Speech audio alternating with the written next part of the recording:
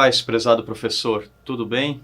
Meu nome é Márcio Wexler, falo da Assembleia de Deus de Blumenau e hoje vamos dar continuidade ao estudo da classe de jovens da Escola Bíblica Dominical, que é essa revista aqui que tem como tema Ensina-nos a Orar, e hoje, então, concluímos essa revista. Hoje é a última lição, a lição de número 13, que tem como título A Oração de Paulo em Favor do Seu Espinho. Então, como falado no título, vamos então falar sobre essa questão do espinho na carne de Paulo. Quero diretamente falar, ler os versículos iniciais do texto bíblico, que está lá no capítulo 12 de 2 Coríntios. Os versículos 7 e 8 dizem assim: E, para que não me exaltasse pelas excelências das revelações, foi-me dado um espinho na carne, a saber, um mensageiro de Satanás, para me esbofetear, a fim de não me exaltar. Acerca do qual 3 vezes orei ao Senhor para que se desviasse de mim.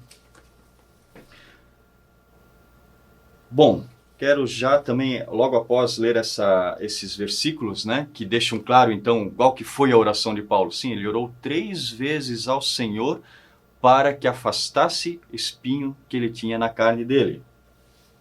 E o que era esse espinho? Sobre isso eu quero ler um pedaço aqui da lição, que está lá no segundo tópico, no item 1, que fala especificamente sobre o espinho. Diz assim, o item 1, o espinho.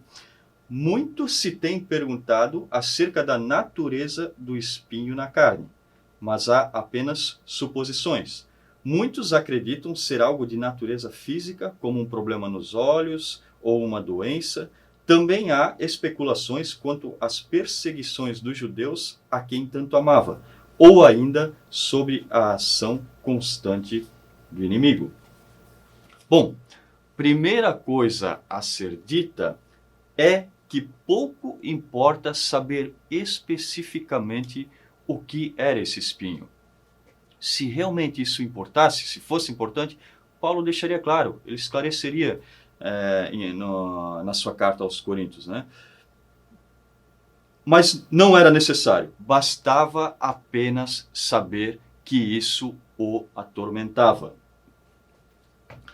Mas se não importa, por que então Paulo fez menção a esse espinho, inclusive ficando registrado que ele orou 3 vezes ao Senhor para que o afastasse desse espinho? Porque havia algo importante a ser ensinado. No entanto, o foco não estava no espinho em si, mas no significado que ele tinha e na razão de ele existir.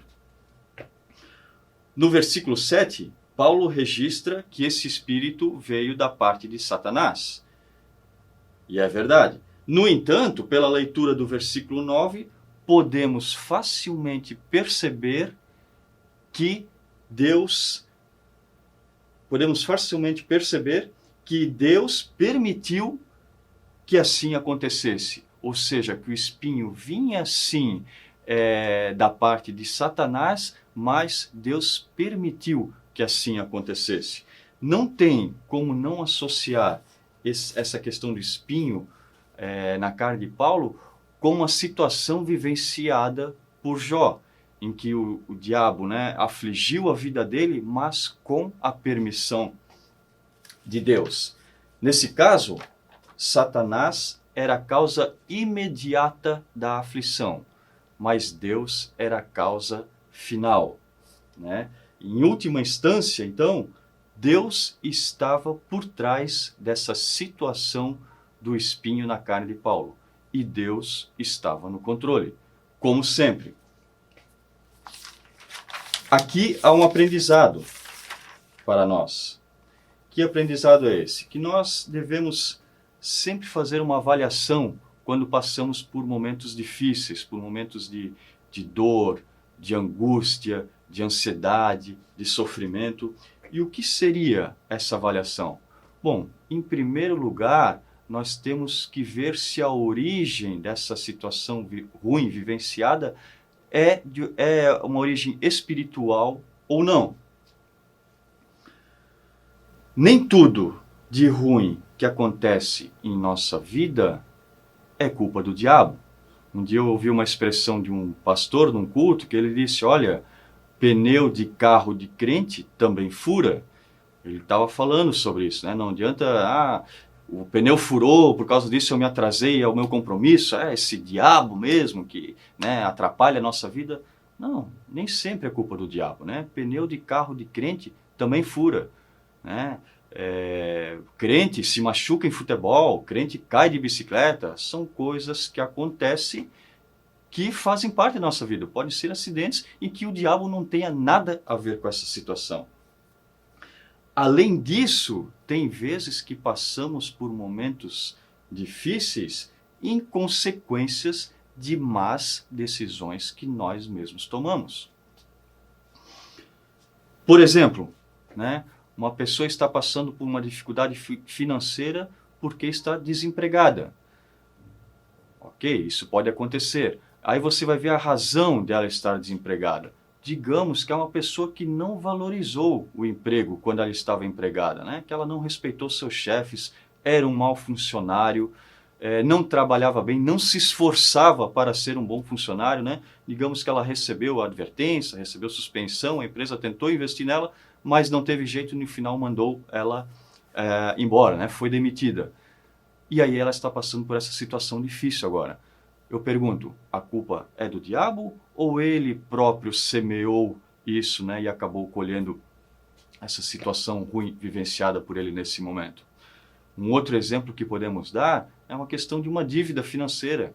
Às vezes, a pessoa ela acaba se endividando, acaba comprando algo, vamos pensar em um imóvel, um carro, além do que poderia comprar, né? Acabou se empolgando na hora e, né, comprou um carro, não, acima do orçamento dele. E aí o que pode acarretar isso aí? Pode vir dívidas, né, que ele não consegue pagar e a situação cada vez vai piorando mais. Mais uma vez, a culpa é do diabo ou ele próprio que tomou uma má decisão e que ele próprio se colocou nessa situação?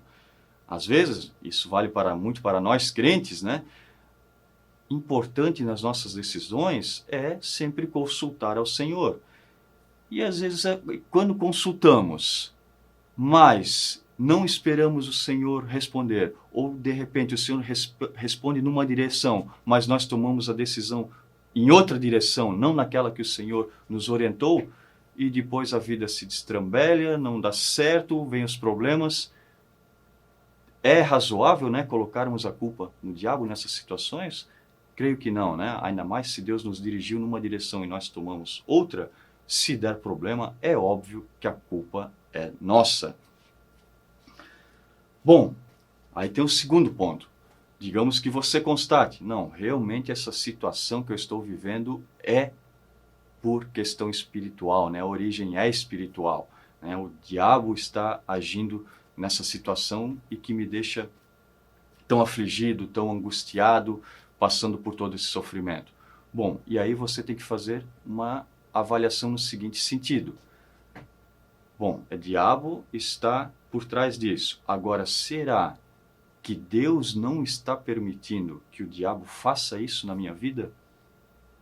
É uma pergunta que se deve fazer, porque vimos que ele fez com Jó, vimos que ele permitiu também na vida de Saul, que o espírito maligno o afligisse. Há mais relatos na Bíblia, né, de pessoas que assim aconteceu. E é importante fazer essa análise. Por quê?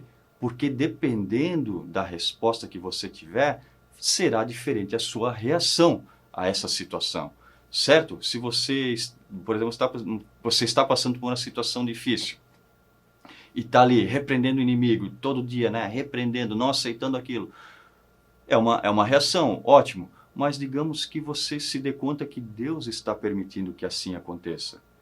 Será que vai valer a pena você ficar repreendendo o diabo todo dia? Ou será que a sua reação não vai ser diferente? Você não vai ter um tete-a-tete com Deus ali e perguntar para ele, Senhor, por que estás permitindo que o diabo faça isso na minha vida? O que está acontecendo?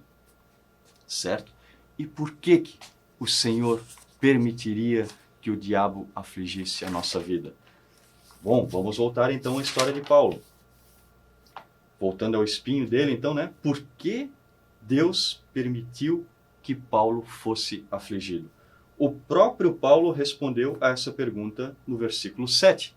Podemos ver ali, no início do versículo 7, ele diz assim: e para que não me exaltasse pelas excelências das revelações. No final do versículo ele diz de novo: a fim de não me exaltar. Ou seja, essa era a razão. E Paulo sabia disso. Ele tinha aquele espinho na carne para que ele não se exaltasse. E por que Paulo se exaltaria? Bom, nessa parte da carta de Coríntios, ali entre o capítulo 10 e o capítulo 12, nós vemos que Paulo estava defendendo a sua autoridade apostólica por causa de ataques que ele estava recebendo de falsos profetas. E para fazer essa defesa, ele tinha que se impor, ele tinha que falar de experiências que ele teve. E tanto é que essas experiências, no início do versículo 7, ele fala assim, né, para que não me exaltasse pelas excelências das revelações. Essas revelações, elas estão citadas logo no início do capítulo 12, né, que ele conhecia um homem, né, que foi arrebatado até o terceiro céu. Ou seja, era importante para ele relatar essas situações. No entanto, ele sabia que havia uma linha muito fina que separava a legítima defesa dele com a autoexaltação dele próprio, né? Ele sabia que ele tinha que tomar muito cuidado para não ultrapassar esse limite na sua defesa, para que não viesse a se orgulhar, né? A não se tornar uma pessoa orgulhosa além da conta. Bom, mas para essa lição, o que importa mesmo é que Paulo sabia, né, que ele poderia sim vir a ser uma pessoa orgulhosa. E ele sabia também, entendia, né, que o espinho era necessário para que ele permanecesse, né, no seu devido lugar, não se autoexaltando, né? Então vamos lá.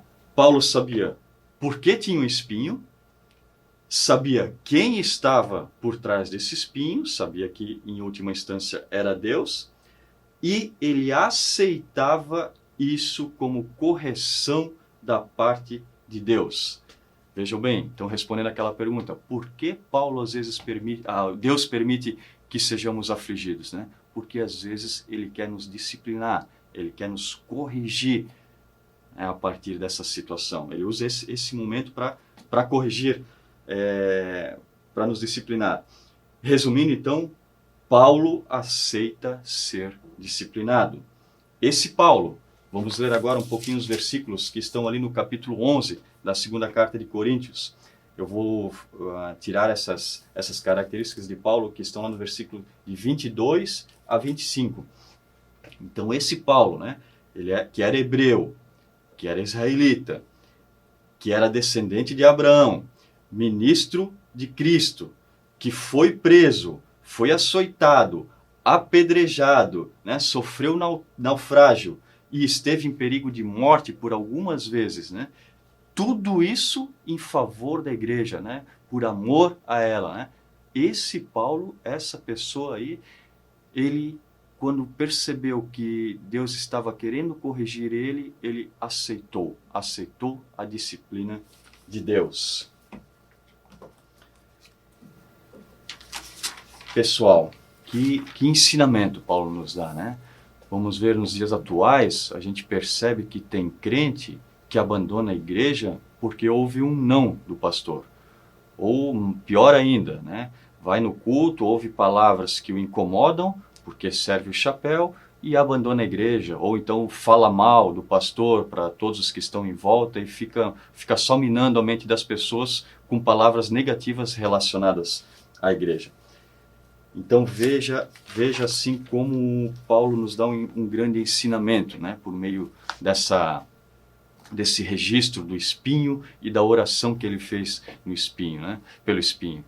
E percebemos assim que não é só da boca para fora, não foram só palavras, né, mas ele vivenciou isso, ele deu o exemplo vivendo, né, aceitando essa disciplina, como nós vamos ver agora mais adiante, assim, tendo prazer, inclusive, em ser disciplinado. Bom, vamos continuar então. Aí alguém pode perguntar para você, bom, Márcio, né, você disse que Paulo aceita ser disciplinado, mas então por que que ele orou 3 vezes pedindo para que Deus o afastasse desse espinho? É verdade. Registra ali no versículo 8, né, que Paulo orou 3 vezes. Assim como Jesus também fez no jardim do Getsemane, que está registrado lá em Marcos, capítulo 14, do versículo 32 ao 41.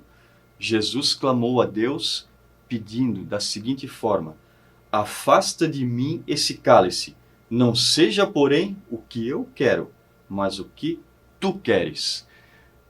A oração de Paulo foi no mesmo sentido. Ou seja, ele pediu, ele gostaria que o Senhor atendesse ele. No entanto, colocou a vontade de Deus acima da vontade dele. É só nós lermos o versículo 9 para chegar a essa conclusão. Vamos fazer isso. Então, 2 Coríntios 12, versículo 9. E disse-me, a minha graça te basta, porque o meu poder se aperfeiçoa na fraqueza. Essa foi a resposta de Deus às orações de Paulo. E depois, voltando à narrativa de Paulo, de boa vontade, pois me gloriarei nas minhas fraquezas, para que em mim habite o poder de Cristo. Então vamos lá, de novo. Qual foi a resposta de Deus às orações de Paulo? Deus respondeu a ele, a minha graça te basta, porque o meu poder se aperfeiçoa na fraqueza. Bom, primeiro ponto. Deus disse que a graça dele bastava. Ou seja, Deus deixou claro que não retiraria o espinho na carne de Paulo. No entanto, daria todas as condições para que Paulo pudesse suportá-lo. Segundo ponto, Deus explicou o motivo de não tirar o espinho. Disse que o poder dele se aperfeiçoa nas fraquezas.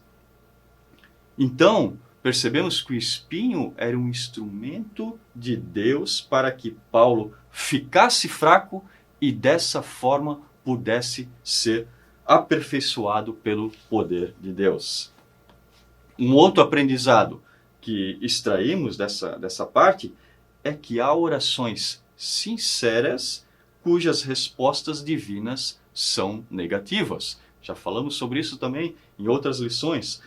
Paulo clamou, fez um pedido legítimo, né, um pedido razoável, mas recebeu de Deus um não como resposta.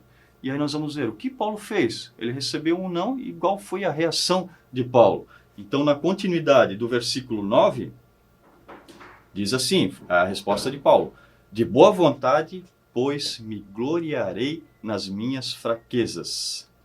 Essa foi a resposta de Paulo. Isso mostra então que ele aceitou a vontade de Deus. Aceitou, quando Deus disse, eu vou manter esse espinho, ele aceitou isso. Ao entender que seria aperfeiçoado por Deus dessa maneira, ou seja, entendendo assim, não, vou ser aperfeiçoado por Deus, né, dessa maneira Deus vai me usar, né? Ele decidiu então se gloriar nas fraquezas dele. Isso está registrado lá no versículo 10, que diz assim, pelo que sinto prazer nas fraquezas, nas injúrias, nas necessidades, nas perseguições, nas angústias, por amor de Cristo, porque quando estou fraco, então sou forte. Então vejam que ele mudou, vamos lá, ele pediu a Deus, orou para que o espinho fosse afastado. Deus disse que não, e deu a razão para ele assim, não, porque o meu poder se aperfeiçoa nas fraquezas.